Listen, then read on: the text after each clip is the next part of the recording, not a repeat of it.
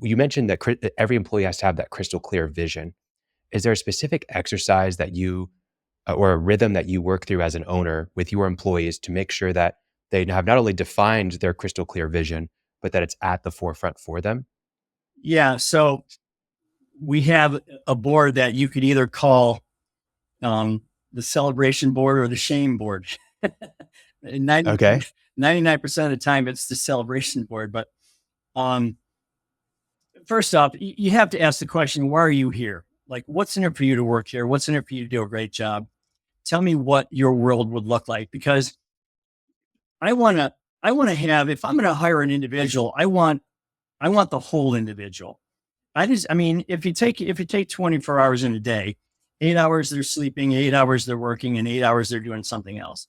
Well, I want to know what that something else is so I can support them in getting those things. Okay. I want the whole individual, not just the 1/3 that comes to my office every day. But yeah, once I know what they're after, then we document that on a vision board scenario. And then we go after each one of those things individually, whether it's a 6-month goal, a 16-month goal, a 6-year goal, or a 16-year goal, like retirement. So the mechanism to stay present with that is I have these giant black glass boards that are between the two bathrooms and they're mounted on the wall. And when you go to put a goal up on that board, you have to be crystal clear with it. I want to go to Ireland to visit my cousin.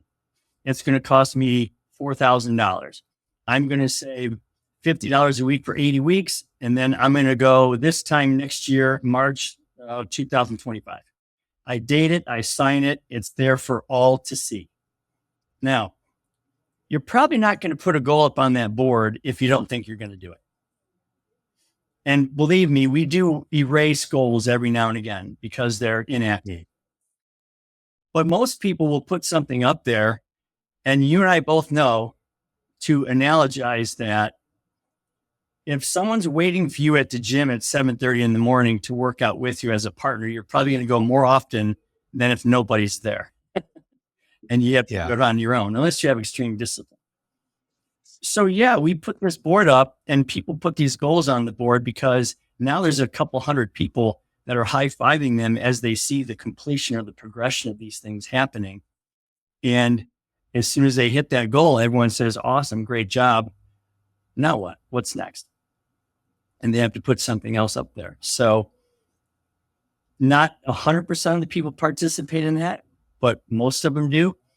And what I get out of one of the reasons I get out of bed in the morning is because I love to see the progression of those goals. That's pretty much my only job right now, is to, I run the financing part of the company and I do the board meetings and I do all that stuff. But my big thrill is who's hitting goals, where are they in their goals, how far are they down the path to hitting those things, and who am I celebrating the most recent win with. And it's just a lot of fun because everybody, they start to own the fact that they really believe that you believe in their future. And it takes a little time to get there, but people want to know that they're working for somebody that is really involved or interested in their own future. And there's just a lot of power in that hand on the shoulder kind of thing. Absolutely. So, and you're doing that with 250 employees or I think you said 250. Yeah. If you went to the board right now, which is just outside that door, there's probably, 75 goals on that one. And then in the back, there's probably 50 in production. And then there's probably another in our other facility in just an hour south from here. There's probably another 30 or 40 on that board as well. So yeah, we're getting pretty good participation. And the reason is because what we do is hard. I mean, we're ditch diggers. We're running jackhammers and concrete and tar and dust. And so I have to compete with culture with the best of the jobs that are out there.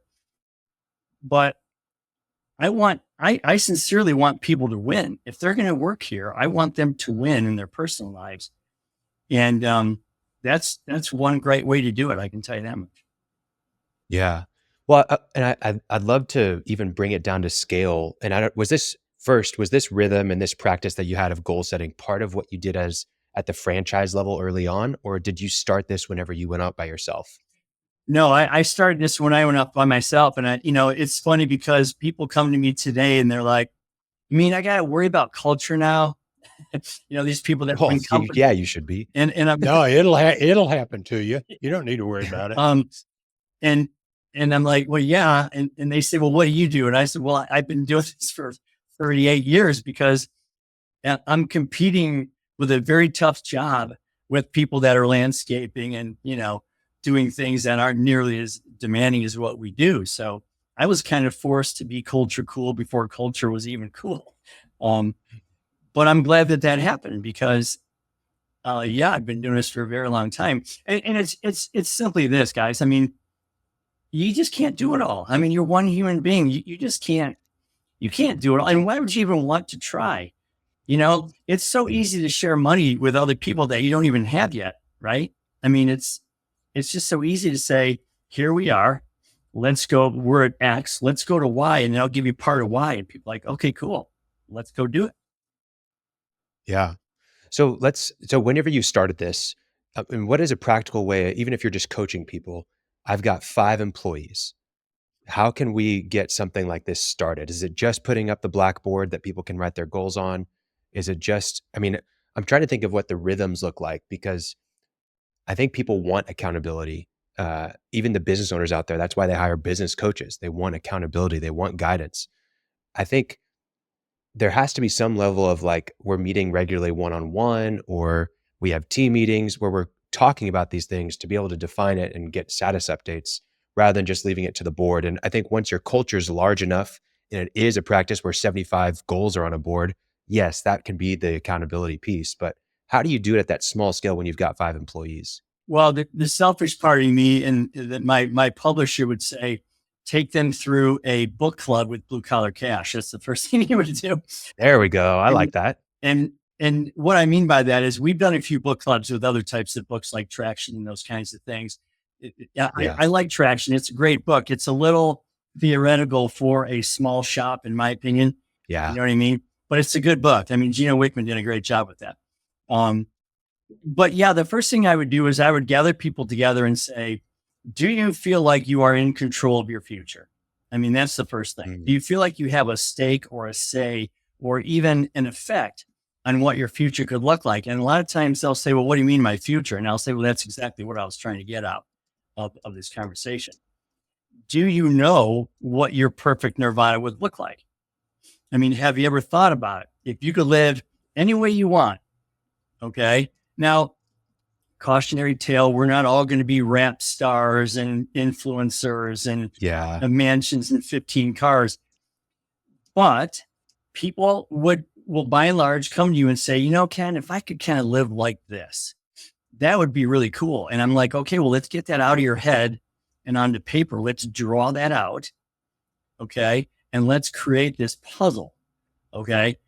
I believe in my heart, guys, that if I brought you a 1,000-piece puzzle and dumped it on your kitchen table and I walked away with the box, you're stuck. Okay. You don't know what you're building. You might get the square edges done. Yeah, sure. And you might start organizing the colors, but unless you were doing time for 20 years, you probably never built that puzzle. Right. So Yeah. if you don't have the box, you're kind of done. And that's the thing that I try to impress upon people. I want to know what the picture of the puzzle box that you're building. I want to know what that is first. What's it look like? Because once you're empowered with that, there's a lot of things we can do together to help you go get those things. And part of that plan is going to be, well, we are all compensated at this level at this very moment in time. You all want these things for yourself. And I love that. So where can we take this company so that there's extra money that I can share with you to allow you to go build those puzzles? And they all start light bulbing. Okay. You can see the light bulbs going off. And they're like, wait a minute, you mean we're in control of our own financial gain? Yeah, that's exactly what I'm saying. Well, then, okay. You see, this starts going on, let's go. And that to me is just step one. To get them to understand that not only do they need to have a vision of several anticipatory things, but then they have to have a mechanism for getting that. And that mechanism is usually in increased performance within the marketplace. And it just seems to work.